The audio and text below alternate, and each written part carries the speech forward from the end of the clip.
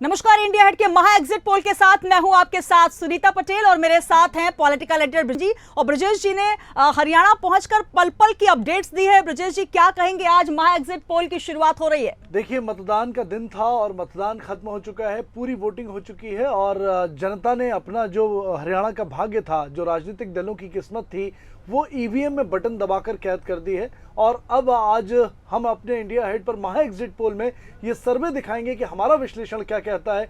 हालांकि पूरा रिजल्ट जो है 8 अक्टूबर को सामने आएगा, लेकिन महा एग्जिट पोल में पता चलेगा कि आखिर क्या रुझान है और सरकार किसकी बनने वाली है। बिल्कुल, तो बीजेपी जीत की हैट्रिक पूरी करेगी या 10 साल बाद कांग्रेस की सत्ता में वापसी होगी? इन तमाम सवालों के जवाब 8 तारीख को मिल जाएंगे, लेकिन उससे पहले एग्जिट पोल ब्रजेश जी हम दिखाने वाले हैं। लेकिन आज का जो महा एग्जिट पोल है, इसमें कई सवाल होंगे, कई जवाब भी होंगे, कई तस्वीरें साफ हो जाएंगी।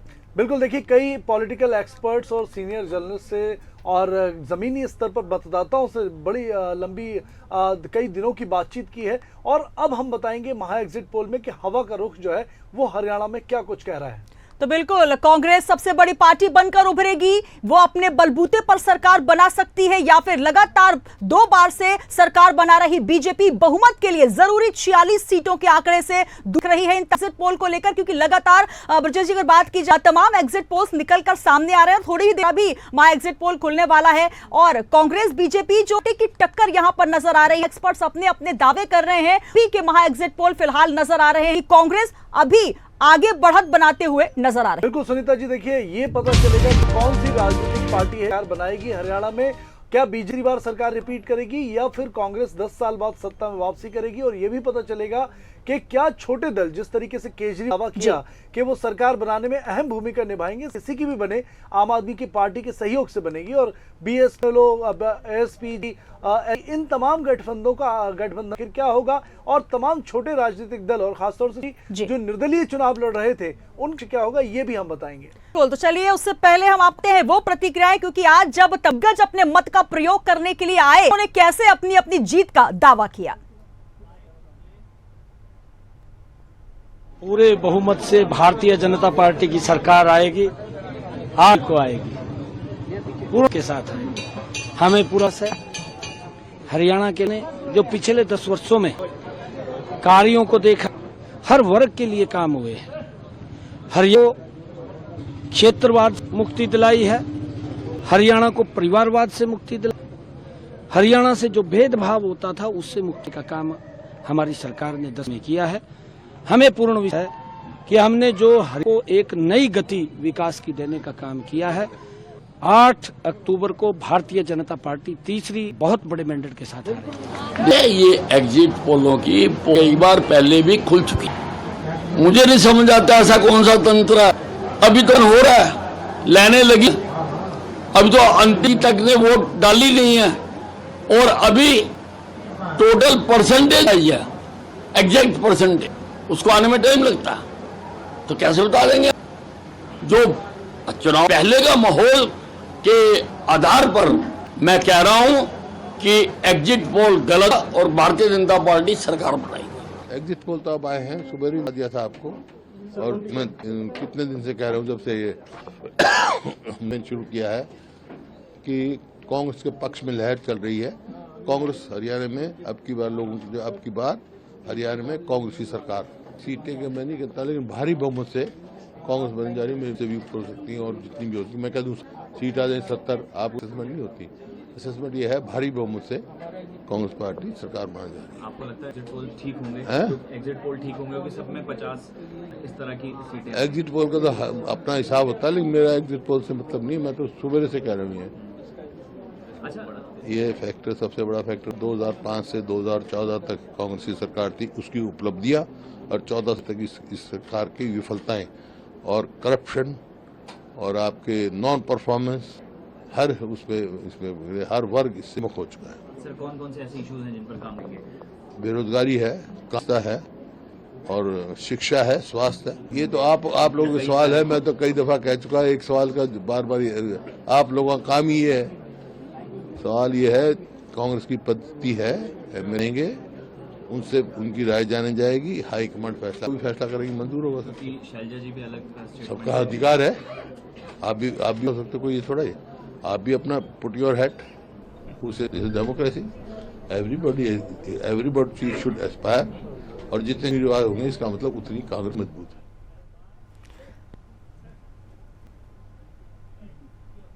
तो ब्रजेश जी, सुना आपने, अपने अपने दावे हैं, लेकिन इससे पहले कि हम एग्जिट पोल की बात करें, 2019 में क्या कुछ कहते हैं, पहले अपनी स्क्रीन पर वो दें। बिल्कुल।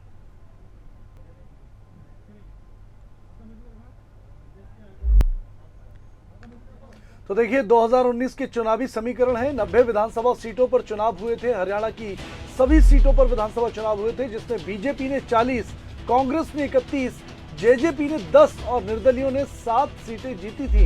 ये 2019 के नतीजे हम आपको दिखा रहे हैं। हरियाणा में जनहित पार्टी और इनेलो को एक एक विधायक जो है वो मिले थे, ये चुनाव जीते थे। तो बिल्कुल, कांग्रेस ने जीटी बेल्ट और जाटलैंड इलाके में जीत दर्ज की है। वो तमाम हॉट सीट भी हम आपको दिखाएंगे, लेकिन जाटलैंड इलाके में जीत दर्ज, साथ ही बीजेपी दक्षिण हरियाणा और पश्चिम हरियाणा की बदौलत सत्ता पर। और देखिए जेजेपी ने बीजेपी को 10 विधायकों का समर्थन देकर सरकार बनाई थी, यानी कि 2019 में स्पष्ट बहुमत नहीं था सुनीता जी। 2019 में भी गठबंधन की सरकार बनी थी और रिपीट करने का दावा जो है वो कांग्रेस इस बार कर रही है।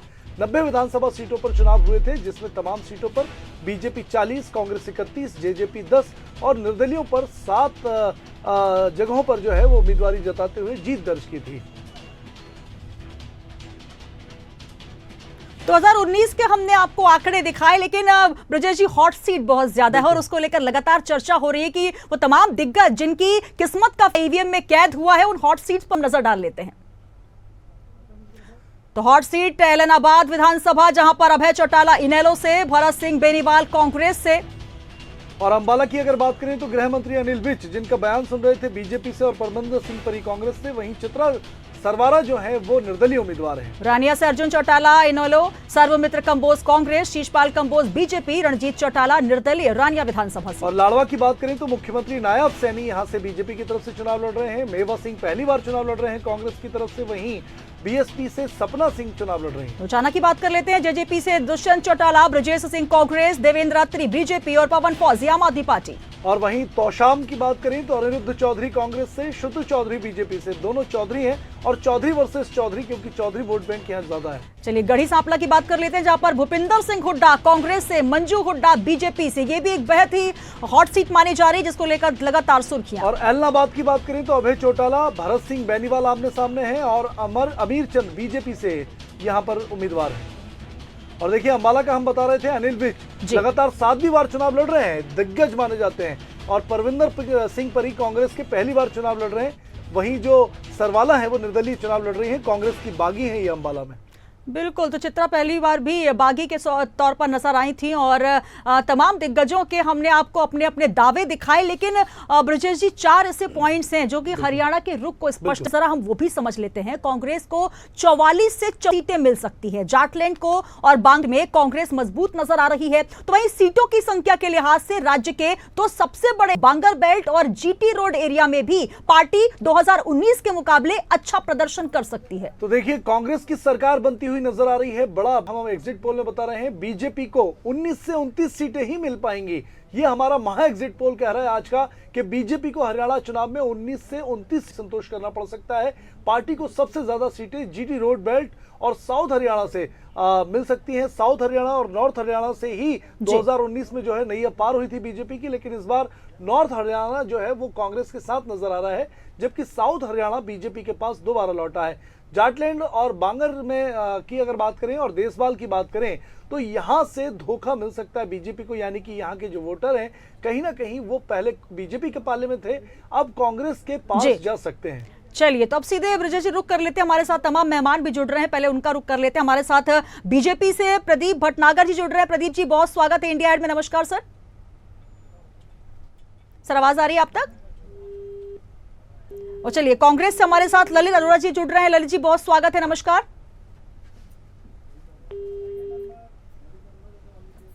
ललित जी आप तक आवाज पहुंच रही है सर?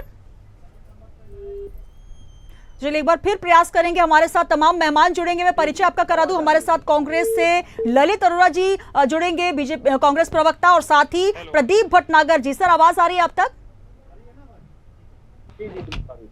जी ललित जी, पहला सवाल आपसे ही, जिस तरीके से एग्जिट पोल की शुरुआत हुई, कहीं ना कहीं कांग्रेस बढ़त बनाती हुई नजर आ रही है, क्या कहेंगे? तमाम जो दावे और जिस तरीके से लगातार विजय संकल्प यात्रा निकालते हुए राहुल गांधी नजर आए, एग्जिट पोल के शुरुआती दौर में क्या कहना चाहेंगे? जी ललित जी, अब तक आवाज पहुंच रही है सर? चलिए, ललित जी से हमारा संपर्क टूट चुका है। प्रदीप भटनागर जी हमारे साथ जुड़े। प्रदीप जी, आप तक आवाज पहुंच रही है सर? जी जी बिल्कुल। जी प्रदीप जी, जिस तरीके से एग्जिट पोल की शुरुआत हुई, तमाम एग्जिट पोल अपने अपने दावे कर रहे हैं और देखिए कहा जाता है कि एग्जिट पोल कभी सही होते हैं कभी नहीं होते, क्या ये एग्जैक्ट पोल में तब्दील होंगे? बीजेपी पिछड़ती नजर आ रही है, क्या कहेंगे इसके लिए? जिस प्रकार से 5 बजे तक हरियाणा के अंदर पोलिंग हुई है जी, बहुत अच्छी पोलिंग हुई है और हरियाणा के जनता ने, हरियाणा की प्रजा ने बहुत अच्छी पोलिंग करी है, घर से निकल के करी है जी, ये बहुत अच्छी बात है। और कहीं शहरी क्षेत्र जो रहे गुड़गांव या उनके अन्य, वहाँ पे कम भी रहा जी, मगर ऐसा नहीं है, फिर भी एक अच्छी पोलिंग रही और ये संदेश देता है कि हरियाणा की जनता जागरूक है, महिलाएं बहन बुजुर्ग जितने भी हैं जागरूक है और अपने मत का उन्होंने अच्छी सरकार के लिए प्रयोग करा और वो डिसीजन भी अच्छा देगा। और अब एग्जिट पोल की बात करते हैं, एग्जिट पोल में सब ठीक है, दिखा रही है पूरी मीडिया जी, बाकी जब किस्मत की पोटली खुलेगी दिखाई देगा सबको। जी ललित अरोड़ा जी, हम पूरा आश्वस्त हैं कि हम लोग सरकार में पुणे आ रहे हैं, हम पूरी तरह से आश्वस्त हैं। चलिए, ललित अरोड़ा जी कांग्रेस से जुड़े हुए हैं। ललित जी, आपने सुना बीजेपी को, भटनागर जी कह रहे हैं कि तीसरी बार सत्ता में वापस आ रहे हैं, लेकिन आपसे सवाल यह है कि कांग्रेस तो बहुत खुश है आज, और कांग्रेस की खुशी बरकरार रहेगी या नहीं? देखिए, ऐसा है कि इनका 10 साल बैड गवर्नेंस का इनका शासन जो था कुशासन रहा। अब ये त्योहारों के सीजन में कांग्रेस की ये विजय धर्म की विजय अधर्म पर विजय हो रही है और ये इनके सारे मंत्री हार रहे हैं, मुख्यमंत्री हार रहे हैं और कांग्रेस बहुत बड़े मार्जिन से सब जगह जीत रही है। इनकी सीटें 20 से नीचे रहेंगी, ये मेरे से आज लिखवा लीजिए 8 तारीख के लिए।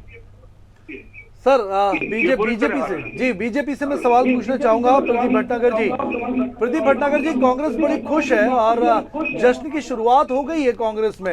आप जो तमाम सर्वे आ रहे हैं, एग्जिट पोल है और इंडिया अहेड का महा एग्जिट पोल है, ये भी बता रहे हैं कि बीजेपी इस बार पिछड़ती हुई नजर आ रही है, तो क्या लगता है कहीं चूक हुई है मैनेजमेंट में, मैनेज नहीं कर पाई अंतिम चरण में बीजेपी?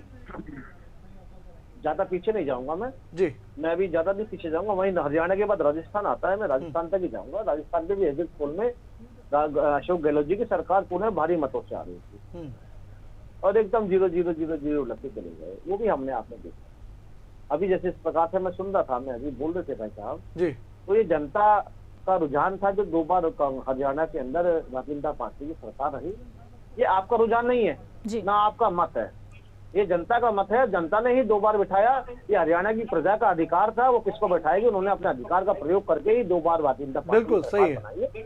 और तीसरी बार भी प्रजा जो हरियाणा की है, जो समझदार जागरूक है, उन्होंने जिस तरह पोलिंग करी है और बहुत भारी पोलिंग हुई है, मैं धन्यवाद दूंगा हरियाणा की जनता को, अपने भाई बहनों को, दादियों को, माँ को, सबको। जिस प्रकार से आप जागरूकता से पोलिंग करके आपने हरियाणा को राजस्थान बचाने से बचा लिया, हिमाचल से बचा लिया, आपने जिस प्रकार बर्बाद राजस्थान करा, हरियाणा तो कर ही दिया था पहले। किस प्रकार किसान की जमीन खरीदी गई कौड़ियों के भाव और जीजा जी को अरबों के भाव दे दी गई जी, और अरबों रुपए कमा के चुपचाप निकल गए, वो भी सबने देखा।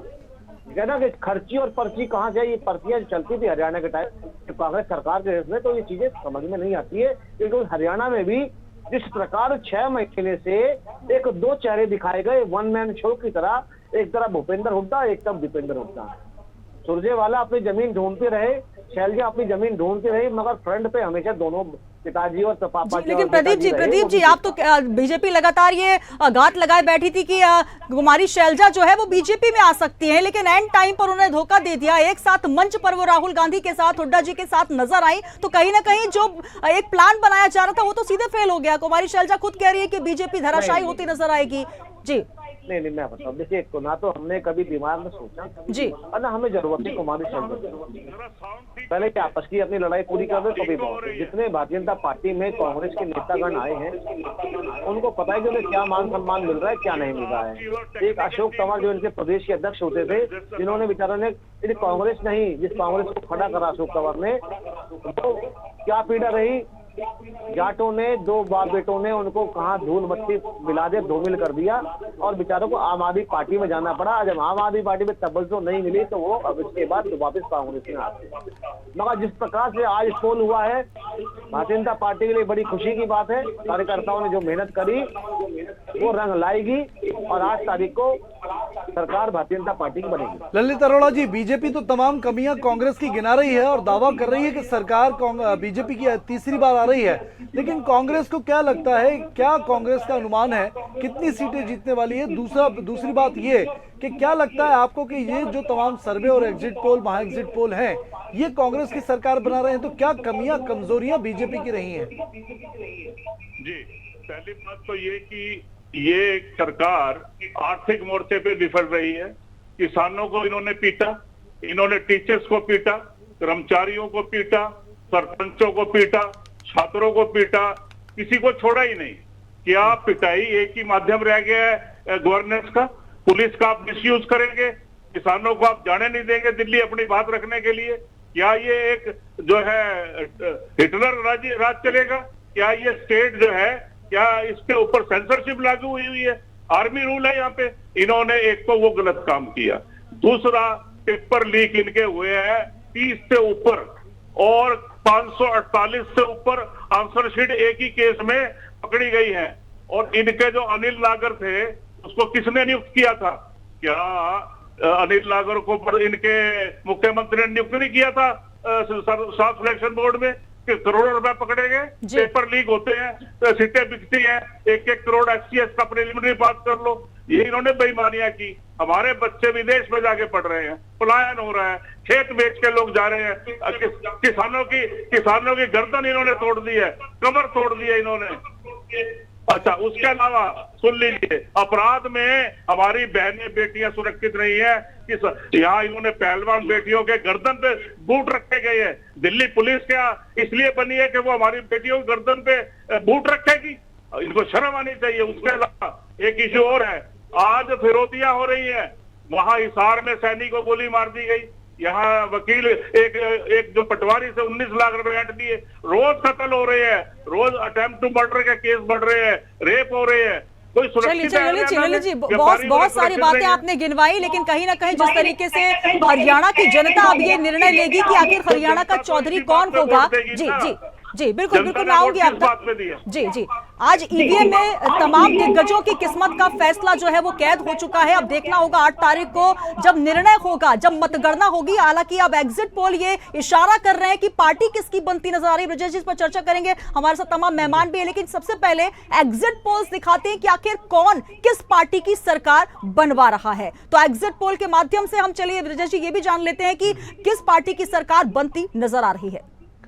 बिल्कुल, देखिए तो एग्जिट पोल तमाम सामने आ चुके हैं तमाम एजेंसियों के, और महा एग्जिट पोल इंडिया हेड आपको दिखा रहा है हरियाणा का सियासी संग्राम में आखिर हरियाणा का चौधरी कौन होगा। आप देखिए हरियाणा की सियासी बिसात की पूरा गणित हम आपको बता रहे हैं, जहां पर लगभग कांग्रेस 44 से 54 सीटें, वहीं बीजेपी 19 से 29 सीटें ही जीतती हुई नजर आ रही है। बिल्कुल, तो एबीपी न्यूज की तरफ से कांग्रेस 44 से 54, इनेलो बीएसपी 1-5, आम आदमी पार्टी 0-1 पे नजर आ रही है। साथ ही बीजेपी 18-24, अदर्स 2-8। ये एबीपी का सर्वे है जो बता रहा है कि कांग्रेस जो है 55 से 62 सीट और बीजेपी जो है 18 से सिर्फ 24 सीट ही जीत पाएगी। और रिपब्लिक मैट्रीज जी पीपल्स प्लस की तरफ से देख लें ब्रजेश जी, जहां पर कांग्रेस 49-61, बीजेपी 20 से 32, जसपा 0-1, इनेलो 2 से 3 और अन्य 3 से 5 सीटें।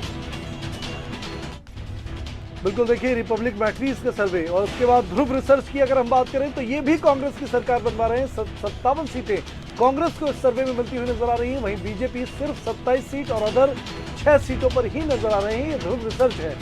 बिल्कुल, तमाम एग्जिट पोल इस वक्त टीवी स्क्रीन पर दिखा रहे हैं। हरियाणा एग्जिट पोल की अगर बात कर लें तो कांग्रेस को स्पष्ट बहुमत, 10 साल बाद वापसी का अनुमान। हरियाणा एग्जिट पोल के नतीजे जो सामने आ रहे हैं उसमें हरियाणा विधानसभा 2024 के लिए मतदान संपन्न हुआ। लेकिन आपको बता दें कि जो ये तमाम एग्जिट पोल हैं सीधे सीधे जो इशारा कर रहे हैं, कांग्रेस पार्टी 49 से 61 सीटें मिलने का अनुमान लगा रहे हैं। एग्जिट पोल के अनुसार राज्य में हैट्रिक बनाने का लक्ष्य लेकर चल रही सत्तारूढ़ बीजेपी की अगर बात करें तो 20 से 32 सीटें ब्रजेश जी नजर आ रही हैं। बिल्कुल, देखिए तमाम जितने भी सर्वे हैं, तमाम पोल्स हैं, वो सब के सब कांग्रेस की सरकार बनाते हुए नजर आ रहे हैं। किसी भी सर्वे में, किसी भी एग्जिट पोल में बीजेपी की सरकार नहीं बन रही है और बीजेपी कहीं ना कहीं बहुमत के आंकड़े से काफी दूर नजर आ रही है। सुनीता जी, जी चलिए हम रुक कर लेते हैं। प्रदीप भटनागर जी, तमाम एग्जिट पोल हमने भी इंडिया हेड की स्क्रीन पर दिखाए और लगातार बीजेपी भी लगातार नजर बनाई हुई होगी, आप भी नजर बनाए हुए बैठे होंगे।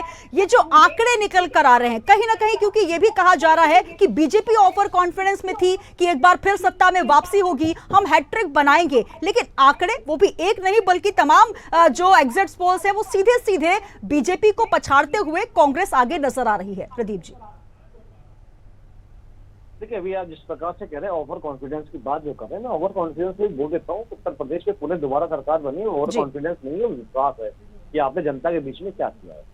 अगर उत्तराखंड में अगर दोबारा सरकार बनी तो वो एक विश्वास है जी, और गुजरात में आज 25 वर्षों से सरकार है, वही जनता का और उस प्रजा का विश्वास है, और विश्वास को हमने कायम करने का काम रखा है, तभी आज सरकार में है।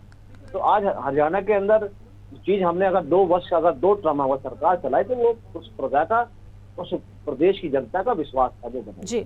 अब रही आपने जैसे अभी किसानों के बारे में बात कर रहे थे, जब किसान बिल बना तो उसके चेयरमैन कौन थे? भूपेंद्र हुड्डा थे।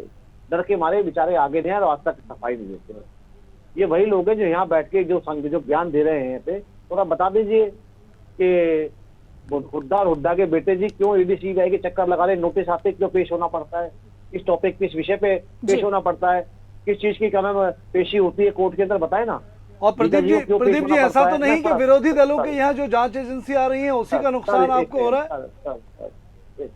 सर जांच एजेंसियों के बाद जब कोर्ट कचहरी में चला जाता है मामला तो जांच एजेंसियों से निकल जाती है और कोर्ट से होते हैं। सर हरियाणा के चुनाव में भी एक बड़ा मुद्दा रहा ये, और लोकसभा के चुनाव में भी जांच, मेरी बात सुन लीजिए, मैंने भी हरियाणा की कई सीटों का सर्वे किया है। जब लोगों से बातचीत करते हैं तो वहाँ के लोग यही बात करते हैं कि विरोधी दलों के यहाँ तो सीबीआई, सीआईडी और तमाम जो जांच एजेंसियां हैं, ईडी, वो पहुंच रही हैं। तो ये भी कहीं ना कहीं लोगों की नाराजगी का विषय था। जी, जो आप सर्वे की बात कर रहे हैं, पोलिंग से पहले के सर्वे से पोलिंग हो चुकी है, वोटिंग हो चुकी है। अब जो अगला सर्वे आएगा वो बताएगा कि किसकी तरफ है। अब तो सर सीधे रिजल्ट आएगा, लेकिन फिलहाल सर्वे पर हम चर्चा कर रहे हैं। अभी किसानों की बात कर रहे थे जी।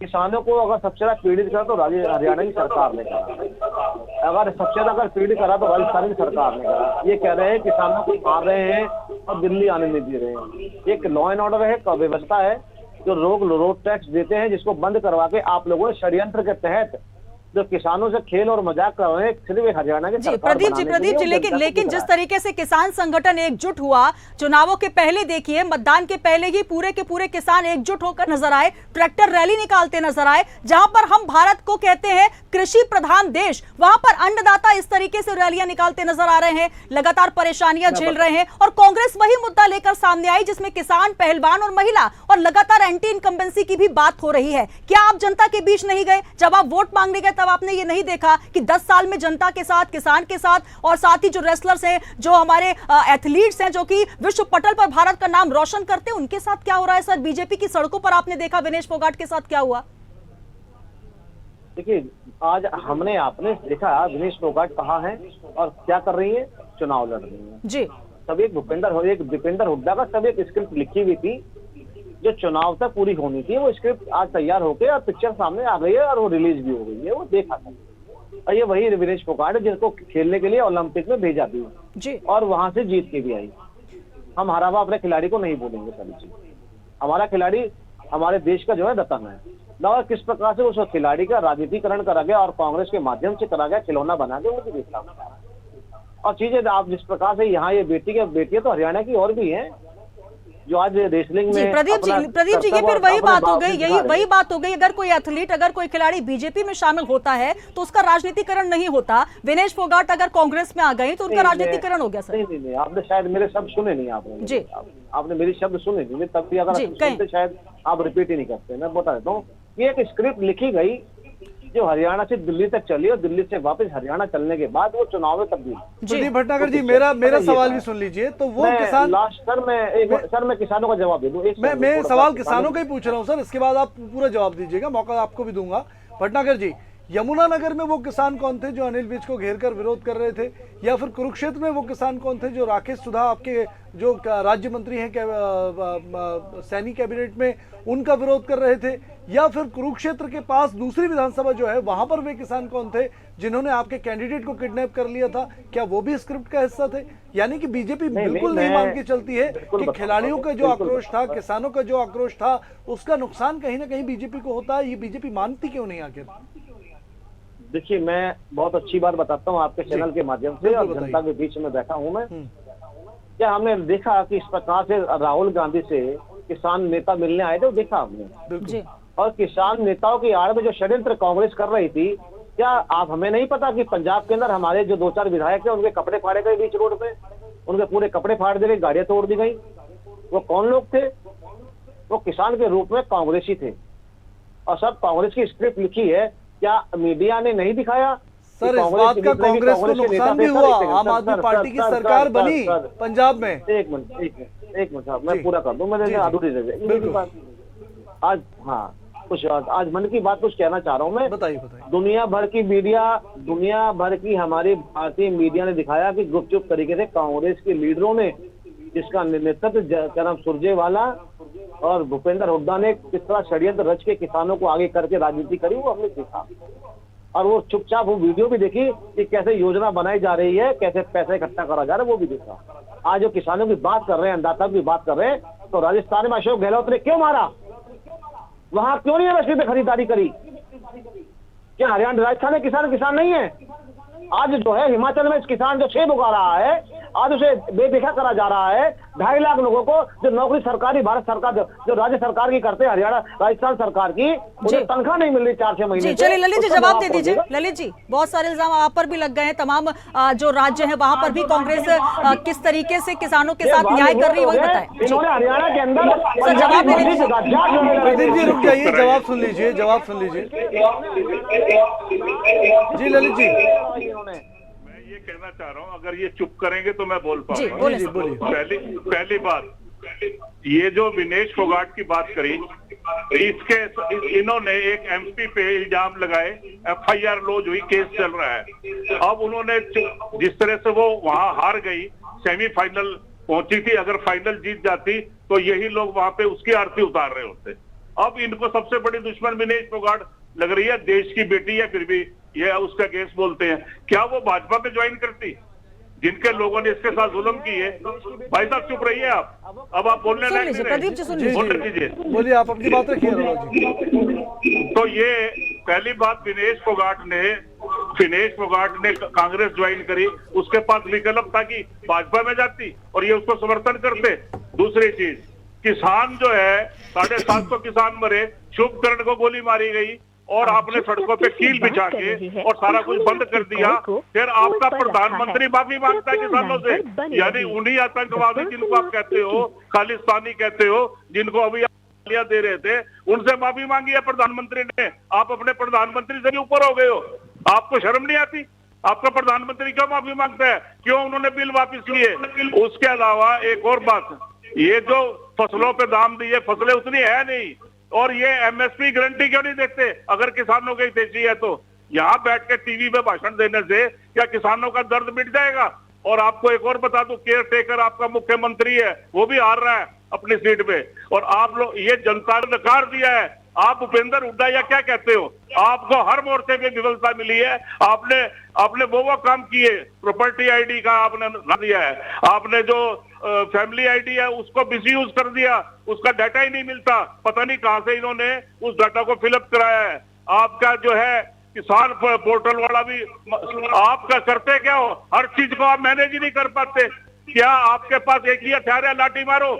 आप जवाब दें आज, अदरवाइज हरियाणा की जनता ने आपको नकार दिया है कि आप लाठी गोली की सरकार नहीं चलेगी, गरीबों के हित मारने वाली सरकार नहीं चलेगी और महंगाई की सरकार नहीं चलेगी। और हमारी जो संकल्प पत्र है उसमें हमने 6,000 रुपए पेंशन का दिव्यांगों और ओल्ड एज का दिया है, ये बहुत बड़ी रकम है।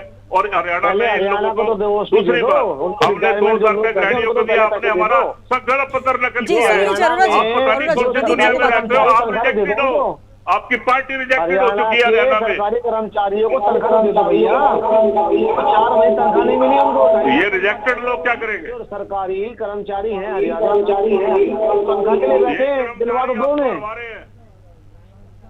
बात कर रहे हैं कर्मचारियों की चूड़ी, इन्होंने बोला कर्मचारियों की चूड़ी टाइट कर देंगे।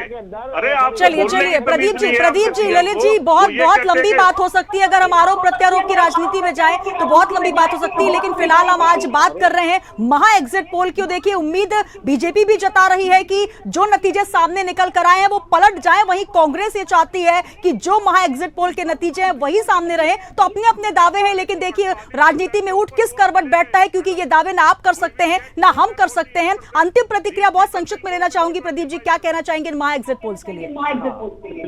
देखिए, जनता ने अपना मत पत्र डाल दिया है, अब वो खुलेगा। इसके कहने से सुनने से कुछ नहीं होता, कि जो मर्जी बोलते रहे। जो वोट पड़ा है वही बताएगा कौन सरकार बनाएगी। रही आपने बात करी मुख्यमंत्री हार रहे, मंत्री हार रहे, अगर जनता के बीच में अच्छा काम किया होगा तो दोबारा मंत्री एमएलए बनेंगे, नहीं किया होगा तो नहीं बनेंगे। और जीत के आएंगे तो शुभकामनाएं, नहीं बन के आएंगे तो भी शुभकामनाएं। हम तो प्रजा के लिए आए हैं, देश के लिए आए हैं, उनके लिए काम करना है। हमें हार भी स्वीकार है और भारी भरकम जीत भी स्वीकार है जो मिलने वाली है। जय श्री राम। ललित अरोड़ा जी, अंतिम प्रतिक्रिया आपकी लेना चाहूंगा, बड़े शॉर्ट में बताइएगा कि क्या लगता है बीजेपी के खिलाफ जो एंटी इनकम्बेंसी आप बता रहे थे उसका फायदा मिला है, या कांग्रेस की जो हुड्डा सरकार की योजनाएं थी उनसे भी तो किसान नाराज था? क्या लगता है आपको, आखिर जो बढ़त मिल रही है क्या एंटी इनकम्बेंसी है या कांग्रेस ने भी कुछ किया है इसमें?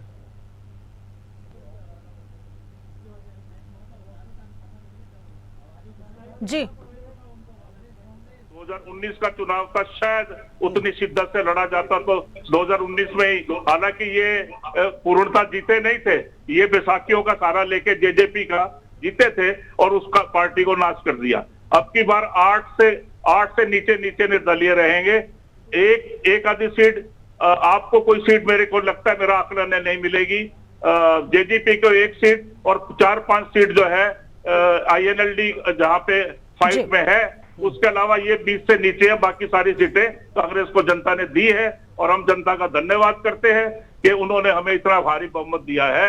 एग्जिट पोल सारे यही बता रहे हैं। अब ये गलत कहेंगे क्योंकि ये हार रहे हैं, तो इन्होंने यही कहना है कि हम एग्जिट पोल पे बिलीव नहीं करते। राजस्थान का उदाहरण ले आएंगे, हरियाणा की बात कीजिए, हरियाणा की जनता ने इनको नकार दिया।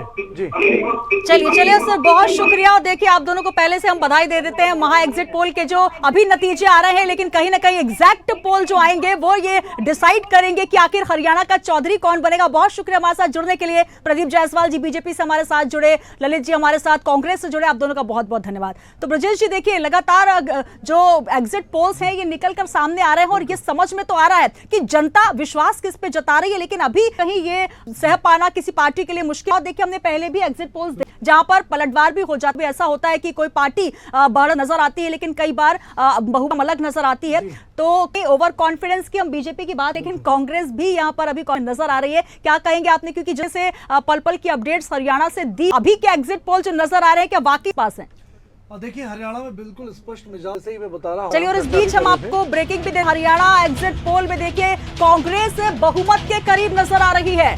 ज्यादातर एग्जिट पोल में कांग्रेस बढ़त बनाए हुए है। हरियाणा विधानसभा चुनाव का महा एग्जिट पोल, और देखिए ये महा एग्जिट पोल इंडिया हेड के जरिए आप देख रहे हैं, ज्यादातर एग्जिट पोल जो है वो कांग्रेस की स्पष्ट सरकार बनाते हुए हरियाणा में नजर आ रहे हैं। बीजेपी काफी दूर पिछड़ती हुई नजर आ रही है। जहां 46 का आंकड़ा पार करना था बीजेपी को, वहीं बीजेपी 20 से 25 पर ही एग्जिट पोल में नजर आ रही है और कांग्रेस भारी बहुमतों से यहां जीतती हुई नजर आ रही है। बिल्कुल, तो कहीं ना कहीं 2019 में जो आंकड़े नजर आते थे, बीजेपी 40, कांग्रेस 31, लेकिन अब यहां पर उलटफेर होता हुआ नजर आ रहा है। अगर 2024 की बात करें, 10 बार हैट्रिक क्या बीजेपी बना पाएगी, लेकिन अब वो सवाल पलटता हुआ नजर आ रहा है। देखिए एबीपी न्यूज का ये सर्वे है जहां कांग्रेस को 55 से 62 सीट जिताते हुए दिखाया गया है और बीजेपी 19 से 29 सीटें जीत रही है।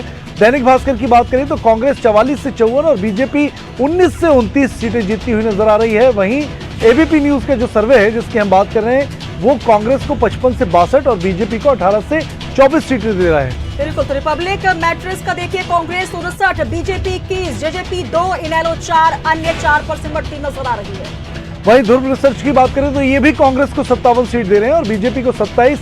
अदर की बात करें तो तमाम छोटे संगठन मिलाकर सिर्फ 6 सीटें मिलती हुई नजर आ रही हैं। बिल्कुल, तो वहां एग्जिट पोल इस वक्त आप इंडिया हेड की स्क्रीन पर देख रहे हैं। कांग्रेस बढ़त बनाए हुए है, जहां पर आपको दिखा दे ध्रुव रिसर्च हो या फिर एबीपीपी या फिर दैनिक भास्कर, सभी कांग्रेस को आगे दिखा रहे हैं। सभी 44 से 60 के बीच कांग्रेस। तो देखिए बीजेपी की बात करें ब्रजेश जी, तो यहाँ पर 30 के आसपास, 25 से 30 के आसपास सिमटती नजर आ रही है। बिल्कुल, देखिए सुनीता जी, लगातार सारे एग्जिट पोल, किसी भी एग्जिट पोल को ले लें, किसी भी एजेंसी के एग्जिट पोल को ले लें, वो स्पष्ट कांग्रेस की सरकार बनाता हुआ नजर आ रहा है। 45 सीटें की कम जो है कांग्रेस को किसी भी एग्जिट पोल ने नहीं दी है और इसीलिए महा एग्जिट पोल में हम ओवरऑल सर्वे दिखा रहे हैं कि हरियाणा में कांग्रेस की स्पष्ट सरकार बनती हुई नजर आ रही है और बीजेपी बहुमत के आंकड़े से आधी पर सिमटती हुई दिख रही है। बिल्कुल, उस बीच बहुत सारी प्रतिक्रियाएं भी सामने आई है पोल्स ऑफ पोल्स को लेकर। ये इंडिया हेड का भी हमने आपको दिखाया, जहां पर देखिए लगातार कांग्रेस आगे बढ़त बनाए हुए। अशोक तंवर जो भी हाल ही में मतदान के पहले ही कांग्रेस में वापस आए, उन्होंने साफ तौर पर कहा है कि हरियाणा और जम्मू कश्मीर में एग्जिट पोल के अनुमानों पर कांग्रेस जो है वो आगे बढ़त बनाए हुए है। और बिल्कुल, देखिए सुनीता जी, जैसा हम बात कर रहे थे कि स्पष्ट मिजाज है हरियाणा के लोगों का, हरियाणा की जो जनता है वो काफी स्पष्टवादी है और यहाँ बहुत ज्यादा किसी को झेलने की स्थिति में हरियाणा की जनता नहीं रहती है। खासतौर से जाट बेल्ट की हम बात करें तो वो खुलकर अपने मताधिकार का प्रयोग तो करते ही हैं, लेकिन खुलकर ये बताते भी हैं कि वो किसको वोट देने जा रहे हैं और डंके की चोट पर ये दिखाते हैं कि उन्होंने किसको वोट दिया है। और उन्होंने जो बीजेपी के खिलाफ कैंपेन चलाया जाटलैंड ने, जाट समाज ने, उसका स्पष्ट नजर जो छाप है, उसका स्पष्ट जो उदाहरण है वो नजर आ रहा है इन एग्जिट पोल में। वो देखिए लाडवा सीट, ब्रजेश जी आप वहां पर पहुंचे भी थे, आपने मुख्यमंत्री नायब सैनी जी, उनकी धर्मपत्नी से भी आपने चर्चा भी की थी और पल आपने वहां ली और मंदिर में वो पूजा अर्चना करते इस वक्त नजर आ रहे हैं। वहां एग्जिट पोल के जो सामने जैसे जैसे रुझान नतीजे हैं उसके बाद कहीं थोड़ी टेंशन तो बीजेपी में होती है। बिल्कुल, देखिए इसीलिए भगवान में अब बीजेपी है और भगवान का साथ, इसीलिए प्रार्थनाओं का दौर शुरू हो गया है कि जो कुरुक्षेत्र की बात करें तो मुख्यमंत्री नायब सैनी मुख्यमंत्री बनने के पहले यानी विधानसभा लड़ने के पहले यही क्षेत्र से सांसद थे और कुरुक्षेत्र की संसदीय की हुई एक विधानसभा लाडवा, जहां से उनका पहले भी पृष्ठभूमि रही है, वहां से चुनाव लड़ रहे हैं और पहुंचकर अभी सिंह सैनी जो है वो अब शरण में नजर आ रहे हैं, बाकायदा प्रार्थना कर रहे हैं और शायद ये उम्मीद कर रहे हो। हमारे साथ वरिष्ठ योगेश कौशिक जी भी जुड़ चुके हैं, कर लेते हैं। सर, बहुत इंडिया हेड में आपका नमस्कार। नमस्कार, धन्यवाद जी। योगेश जी, पोल जो आने शुरू हो चुके हैं और देखिए लगभग अब ये स्पष्ट होता भी नजर आ रहा है, हालांकि इसे हम एग्जिट पोल ही कहेंगे, एग्जैक्ट पोल नहीं कहेंगे। कांग्रेस बढ़त बनाती नजर आ रही है, हरियाणा का चौधरी कौन होगा इसको लेकर कहीं ना कहीं एक तस्वीर स्पष्ट हो रही है, क्या कहेंगे? एक्चुअली आप जिनके नाम लिए अभी मैंने जो सुने हैं जी, वो सारे गोदी मीडिया हैं। वो जो अगर ये कह रहे हैं तो सरकार तो कांग्रेस की बन रही है, इसमें कोई दो राय नहीं है जी। लेकिन मैं आपको स्पष्ट कर दूं, कई चीजें स्पष्ट करना चाहता हूं, अगर आप सुनना चाहो तो। लाडवा से आज ये नोट कर लो और फिर इलेक्शन के बाद बताना लोगों को जी। लाडवा से सीएम कैंडिडेट बीजेपी के होने वाले और आज के दिन सीएम वो 99% हारेंगे। अब दूसरी बात करता हूं, स्वयंभू सीएम नेता जो अपने आप को सीएम कहते हैं वो है अनिल विज जी। बिल्कुल, 7वीं बार 99% वो भी हारेंगे। अगर ये नतीजे आएंगे तो आप ये समझ सकते हैं कि गोदी मीडिया ने जो भी आपको आंकड़े दिए हैं वो सारे के सारे कैसे होंगे।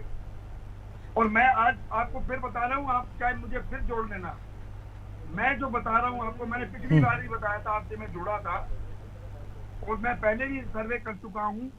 ये जो 31 और 40 का आंकड़ा जो आपने बताया, ये मैंने हरियाणा न्यूज में डिस्कस किया था और ये आंकड़ा हमारा ही था, जिसकी वजह से सबने अपने आंकड़े बदले थे उस टाइम पे। आज मैं ये बताने जा रहा हूँ आपको कि हरियाणा का रिजल्ट 65 ± 5 होने वाला है और उसमें कितने धुरंधर सीएम के कैंडिडेट या सो कॉल्ड जो पहले के आपके मंत्री हैं बीजेपी के, वो कहाँ कहाँ धराशायी होंगे आप समझ सकते हैं। बिल्कुल। आज की सुबह की अगर न्यूज सुनोगे आप, जो कि इधर उधर से आ रही थी, विनेश फोगाट के यहाँ पे बैरागी जी कहते हैं कि जी बूथ कैप्चर हो रहा है, मेरी कोई सुन नहीं रहा है, मुझे घेर लिया गया है, इसका मतलब वो हार रहे हैं। ऐसे ही ऐसी सारी न्यूज अगर आप देखो, आप पत्रकार हैं, आप समझ सकते हो कि हरियाणा के अंदर एक बहुत बड़ा बदलाव आ रहा है और आएगा। कौशिक जी, मैं कौशिक जी रुकना चाहूंगी, सर आपको भी रुकना चाहूंगी। हमारे साथ संदीप शर्मा हमारे यमुनानगर संवाददाता भी जुड़ रहे हैं, वो कुछ अपडेट लेकर आए हैं, उसके बाद आगे चर्चा को बढ़ाएंगे। जी संदीप।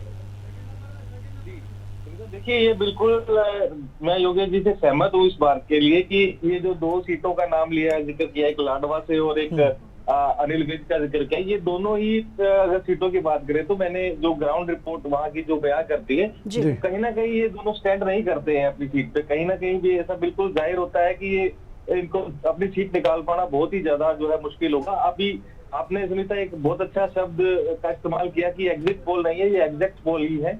और क्योंकि अब पहले से क्लियर है इस चीज का कि जितना भी जो शहरी वोटर है वो बीजेपी का ही वोटर कहा जाता है। और कहीं ना कहीं आज के जो मतदान हुए उसके अंदर जो है शहरी जो मतदाता होंगे उसकी अपेक्षा ग्रामीण क्षेत्र के जो मतदाता थे उनमें बहुत ज्यादा जो है रुझान देखा गया और वो बहुत ज्यादा उत्साह देखा गया। और जो अगर हम बात करें सुबह 11 से 12 बजे के आसपास की, तो तकरीबन वोटिंग जो थी वो 29 से 30% के आसपास थी, लेकिन वो शहरी वोटर जो है वो निकलकर बाहर ही नहीं आया। और इसका बेनिफिट जो है वो कांग्रेस को मिला, क्योंकि ग्रामीण क्षेत्र में जो उनका मतदाता था, जो ग्रामीण जो लोग थे, वो उनमें जो उत्साह था, उनकी जो शाम तक की जो वोटिंग की जो लाइनें थी वो काफी दूर दूर तक देखी गई थी।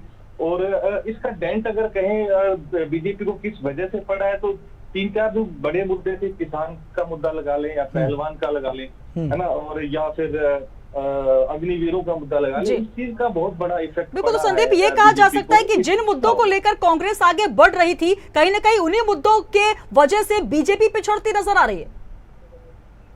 जी बिल्कुल बिल्कुल। देखिए, बीजेपी ने अपने जो चुनावी प्रचार के दौरान जो है बिना खर्ची पर्ची के जो नौकरियां देने का और उनको जो रोजगार देने का जो उन्होंने कहा था कि हम बिना खर्ची पर के हमने रोजगार दिया है, वो मुद्दा भी कहीं ना कहीं फिसलता नजर आया।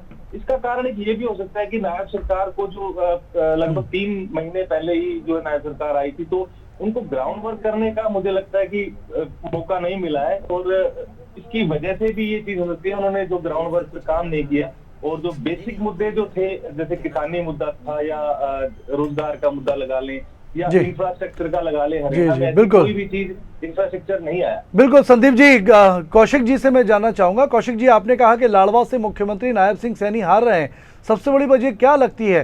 क्या उनका लाडवा में प्रचार ना करना इसकी वजह है, क्योंकि उनकी पत्नी सुमन सैनी लगातार मोर्चा संभाल रही थी, सीएम कभी कभार ही वहां गए हैं, या फिर उनका सांसद रहते हुए कुरुक्षेत्र का विकास ना करना बड़ी वजह है, या फिर मुख्यमंत्री बदलकर उनको सिर्फ 56 दिन का समय देना ये बड़ी वजह उनके हार की? क्या लग रहा है?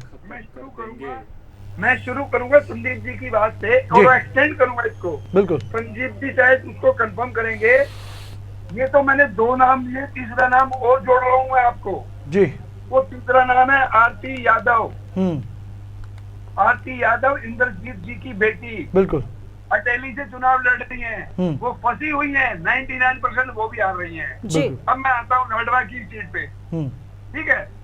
लाडवा की सीट सीएम अब सीएम नहीं है मेरे हिसाब से, तो क्योंकि लीगली वो नहीं रह सकते, जो भी पेपर्स कहते हैं, वो सीएम नहीं है, एक्टिंग सीएम है। वो आज के दिन इसलिए फंसे हुए हैं कि वो उस सीट पे खुद चुनाव नहीं लड़ना चाह रहे थे। वो वहां पे अपनी खुद वोट नहीं डाल सकते। जो आदमी अपने लिए वोट नहीं डाल सकता वो कैसे जीतेगा?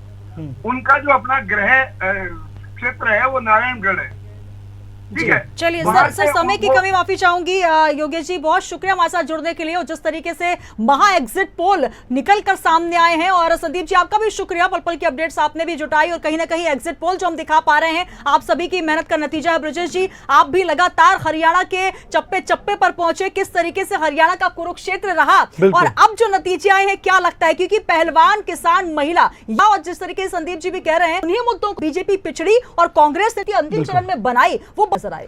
बिल्कुल सुनीता जी, की बात अधूरी रह गई थी। मैं चाहूंगा कि हरियाणा के लोगों का जो मिजाज है वो बहुत ज्यादा खेलते नहीं है। बीजेपी को अगर 2 बार सत्ता लगातार दी है तो एक बड़ी बात थी कि इतिहास था कि पहली बार किसी पार्टी ने रिपीट किया है, और पहली बार हरियाणा में किसी पार्टी का आना लगभग और नामुमकिन था, और वही एग्जिट पोल में दिख भी रहा है कि विरोध था तमाम चीजों को लेकर। बीजेपी ये भाप चुकी थी और यही वजह थी कि 3 महीने पहले मुख्यमंत्री दिया गया। हालांकि विरोध को शांत नहीं कर पाई बीजेपी, उसका नतीजा एग्जिट पोल में स्पष्ट तौर पर देख रहा है। बिल्कुल, तो स्पष्ट तौर पर रहा है, लेकिन फिर भी एक बार हम कहेंगे कि अब हम इंतजार करेंगे 8 तारीख का ब्रजेश। अब जो एग्जिट पोल है वो बिल्कुल कहीं ना कहीं इसमें स्पष्ट होगा। जी बिल्कुल, देखिए एग्जिट के नतीजे जो है लगभग स्थिति स्पष्ट करते हुए नजर आ रहे हैं, लेकिन फाइनल रिजल्ट 8 अक्टूबर को आएगा और ईवीएम का पिटारा खुलेगा। उसके बाद स्थिति पता चलेगी कि आखिर बीजेपी को कितनी सीटें मिली हैं।